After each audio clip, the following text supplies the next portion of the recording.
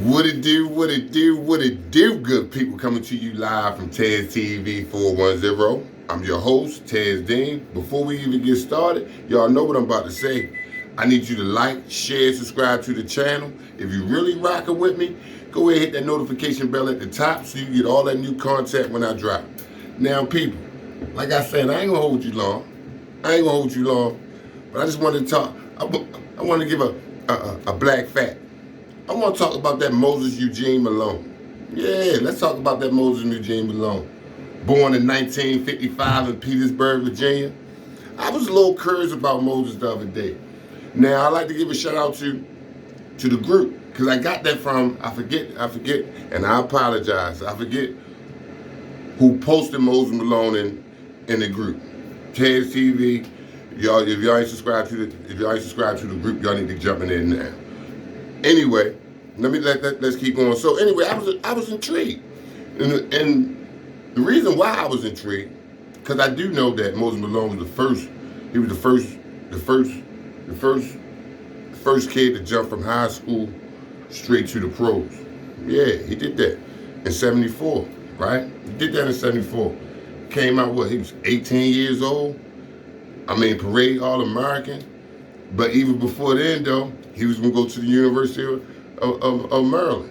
Well, at least that's what was leading in recruiting. I mean, he was getting recruited by everybody. He was recruited by everybody. However, Lefty Driesell was the head coach at the time at Maryland. Recruiting him heavy. Now, before I keep on going, I do like to shout out because he was first team parade All-American. Not only was he on that '74 Parade All-American team, he had Skip Wise on there. Those that don't live in Baltimore, Skip Wise is a god, is a legend here. All right, now back to Moses. So Moses going back and forth. You had George Raveling say whatever the great George Raveling, whatever school he go to, he gonna change it like that. I mean, people that don't know, Moses Malone was 6'10", right? He was 6'10". He wasn't real muscular, but you could tell he was a dog. He jumped, he was quick off his feet. However, but hey, he get drafted to the ABA. He decided to take the bag.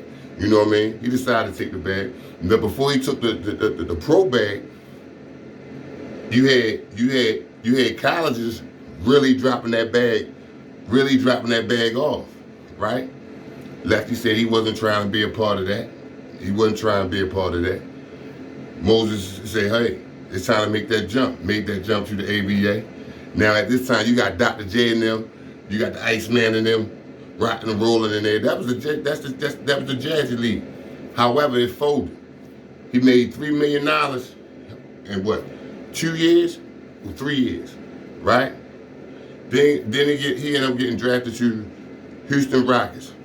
Now listen here, people, just a little quick story before we go.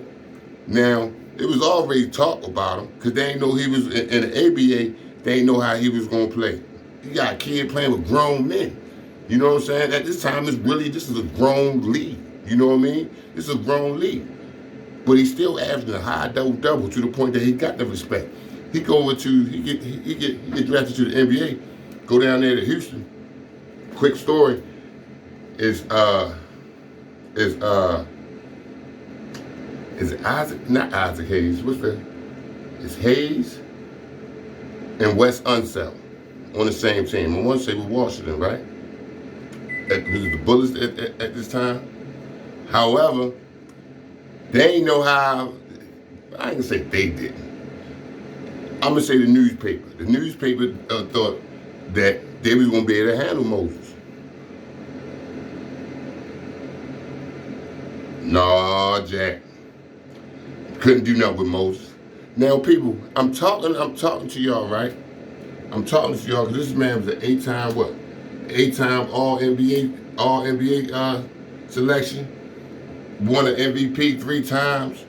You know what I'm saying? Played from 74 to 95, right? His son was his son with the nightcap with me and Poole, and David Lund. And who else was looking out there?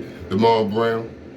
Yeah, his son was cool. He was a shooter. Ended up going to Houston himself, right?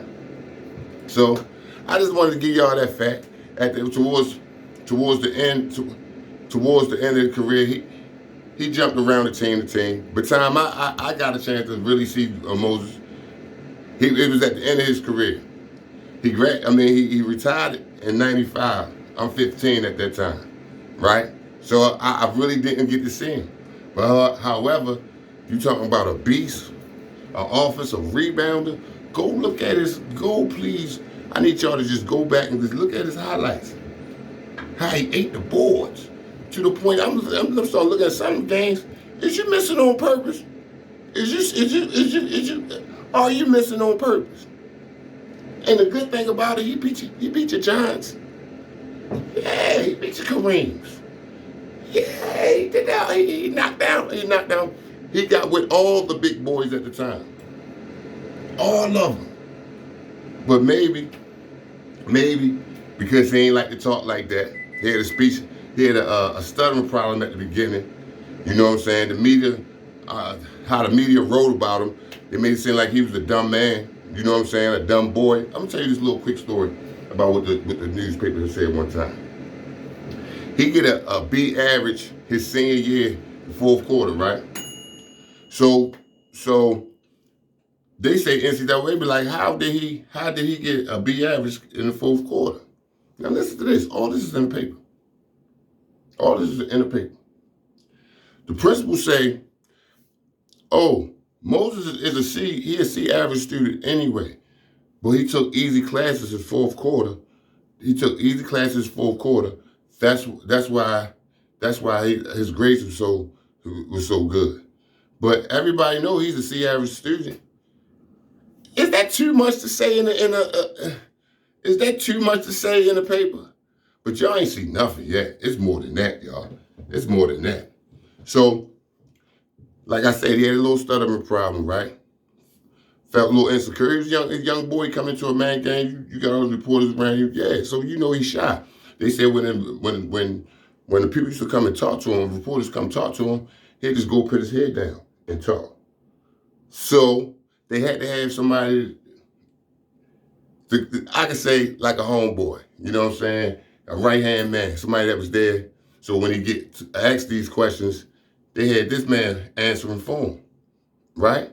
So just imagine that. You ask somebody a question and somebody else, you ask the question, and it's not no sign language, it's not no, oh, does she speak a different language? No, right? He used to answer questions with one word answers and stuff like that. And they took that for being him being slow.